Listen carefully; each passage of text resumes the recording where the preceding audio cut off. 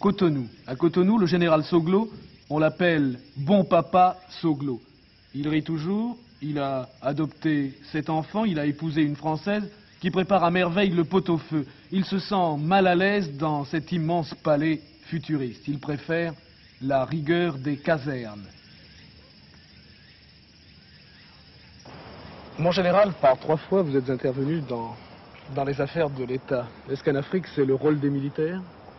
Ce n'est pas du tout le rôle des militaires, parce que vous savez que les militaires ne font pas de politique.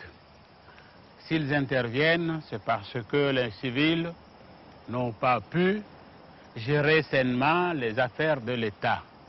Et alors, appelés par le peuple, ils sont obligés d'intervenir pour remettre de l'ordre dans le pays. C'est un peu une maladie de l'Afrique actuellement. Oui, vous savez, nous avons été rapidement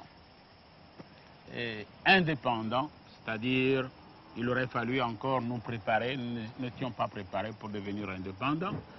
Et lorsque nous sommes devenus indépendants, les chefs, les civils qui ont fait leur preuve dans l'armée, dans l'Assemblée nationale française, ont cru que leur jour était venu, ils voulaient coûte que coûte s'ériger en potentat, et cela les a obligés à former des partis qui ne pouvaient pas s'entendre pour mener sainement les affaires du pays. Et le parti unique, alors est-ce que c'est une solution? Je crois que le parti unique est un mal pour toute l'Afrique, parce que nous ne sommes pas encore totalement rodés.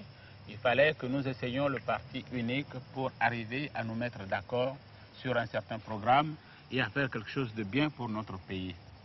Vous n'êtes pas, mon général, assoiffé de pouvoir, vous ne tenez pas... pas du tout. Vous savez, depuis que je suis là, je ne demande qu'une chose, que les choses s'arrangent rapidement, que les civils reviennent et que nous rentrions dans nos casernes pour recommencer notre train-train.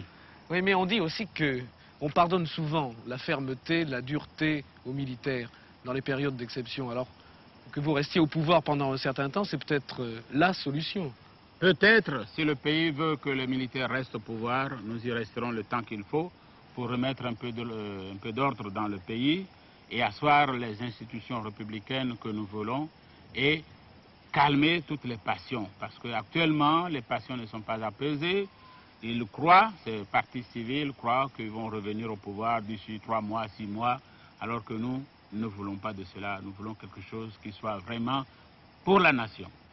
C'est peut-être parce que l'armée représente la seule force instaurée et instituée en Afrique que les militaires sont amenés en ces périodes à prendre le pouvoir. Je crois que les civils, entre eux-mêmes, ne s'entendent pas. S'il n'y avait pas la force armée, ce serait des coups de couteau, des coups de poignard, des coups de matraque, et puis vers le chaos total. Alors l'Afrique ne se reconnaîtrait plus en ce moment-là.